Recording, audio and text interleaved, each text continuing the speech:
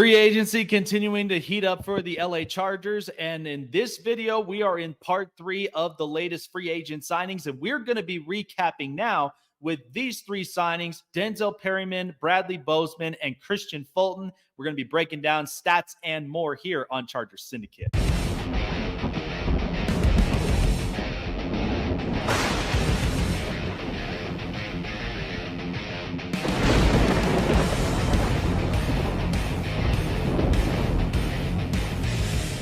What's going on, you guys? Jake Silva here on Chargers Syndicate. Appreciate all of you guys for tuning in.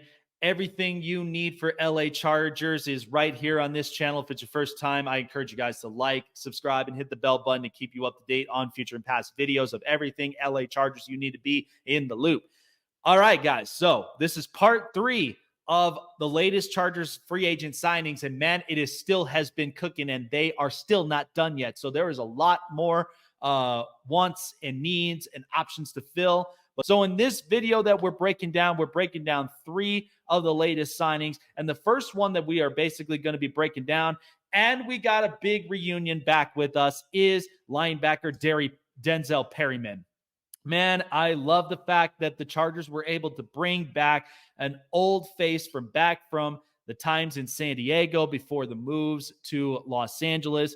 Denzel Perryman, to me, was definitely a guy that had a dog mentality and was a guy that got after, whether it was the rusher or it was the quarterback. But he was a guy that had great field vision from middle linebacker and also on the outsides.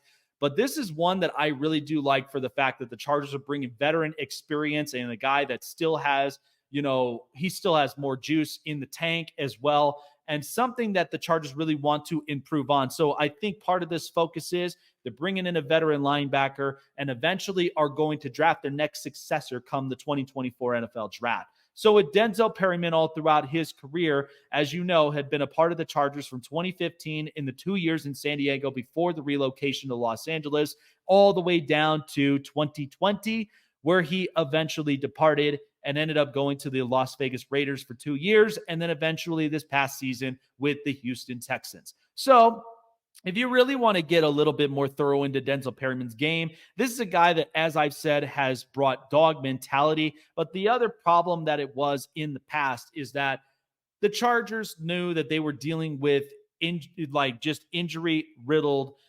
situations with Denzel Perryman, and this was a guy that suffered a bunch of injuries. But this was also, too, going from the fact of styles of defense that the Chargers really needed to fix up. And now with Jesse Minter there as a defensive coordinator, I think we're going to see the best out of Denzel Perryman. So in some of these stats that you see from 2019 and 2020 with the Chargers, where he had played 14 and 13 games all through there, in 2019, he had 68 total tackles with 50 solos and 18 assisted, and he also had a forced fumble in that category, but also had an interception as well to that point. Now, Perryman, he's also been somebody that I would say, like, as far as a scanner of the field and a scanner of the quarterback, he's a guy that basically looks for many, many things on opposing offenses. He's looking for, where's the quarterback going to throw? What style of the offense are they playing? Are they playing, in a shotgun? Are they playing in an I form? Or, they're going to go with certain run plays. Which holes are they going from left to right? Or where are they going to set up? So I think this is a guy that's a vocal leader that I think for the Chargers, they're really going to love the fact of bringing back Denzel Perryman and somebody who's familiarized with this organization. Too bad he's not going to be able to wear 52, unfortunately, because the fact that number belongs to Khalil Mack. But at the same time, you're getting, a veteran experienced linebacker. And the one thing that Denzel Perryman really does do is that he tries to force the football out in any way that he can. In 21, he had 2 fumble recoveries at that point with the Raiders, but he played a lot more and started to get involved more. 154 total tackles with 102 solos. So this guy really has been showing that when he's healthy, the guy is an absolute offensive disruptor, and he is a threat to anybody that's in front of him, and he's going to get to somebody that's got the football in his hands. The second signing that the Chargers were going to be focusing on, and finally, and I'm really glad that they were able to address this position, was center. And the guy that they signed to a contract was center Bradley Bozeman, who had spent his last year with the Carolina Panthers and somebody that is very familiarized with Greg Roman's system on the offensive line. Now, the former Alabama product in 2018, who came on into the scene and was taken in the 6th round by the Baltimore Ravens. This was a guy that in 4 seasons with the Baltimore Ravens from 2018 to 22, he's a guy that was just, the same similar way, plug-in type player, and a guy that really served up multiple times, for the Baltimore Ravens when they really needed to establish a healthy offensive line and something that was going to help for Lamar Jackson or the run game to basically run through those holes and to where, Lamar Jackson has a clean pocket. Bradley Bozeman really in this situation with Greg Roman utilized a lot of his strengths much better at that point in Baltimore than what had happened, in the 2 years with Carolina. Now, in 2 years with the Carolina Panthers, the only thing that was the struggles it was inconsistencies. And at the same time, the organization was just kind of going through a downhill fall. But with Bradley Bozeman coming onto the Chargers, this is what's going to guarantee the Chargers a few things. You're going to get a pass and run blocker. You're going to get somebody that at the very least replaces the hole that unfortunately was left vacant because of the fact Corey Linsley may end up retiring, and he has, and for, health concerns. So I was really, really glad. And at the time in the previous video that Corey Linsley, ended up restructuring his contract to helping the Chargers get somebody to at the very least plug in. And who knows, maybe this might be a veteran move for the Chargers moving forward, where they're going to get a veteran setter here this year and then maybe potentially draft their next successor this year or possibly next year.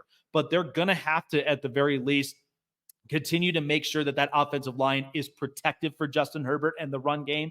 So I really like this signing. And this is a guy that, for multiple times that we've seen him in Baltimore, he has been a part of really good pass blocking schemes. He's also been a part of really good run efficiency and run blocking schemes as well for Greg Roman. So I think reuniting with Greg Roman, this is going to be the best thing for Bradley Bozeman and to at least rebound him this year with the LA Chargers. Now, finally, this is one that I was actually really curious of what we were going to do with this one, but I'm really glad that they figured it out. And so they now have signed veteran cornerback Kristian Fulton from the Tennessee Titans. And I really like this pick because the fact that the Chargers needed to have another corner that could basically play the similar style man-to-man defense like Asante Samuel Jr. Unfortunately, Michael Davis is gone, ended up going with the Washington Commanders at the time, but Michael Davis was kind of on that downhill slope. So with Kristian Fulton, what a lot of people are concerned of,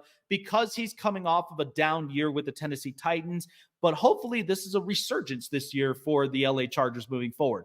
All throughout his 4 years, Kristian Fulton, played very decently from 21 and 22 with the Tennessee Titans. In 21, he had 13 games he played with 40 total tackles and 30 solos, but was also accounted for 2 interceptions to his credit as well. So a guy that, as most opposing offenses when they pass, he has a 61% efficiency when defending receivers.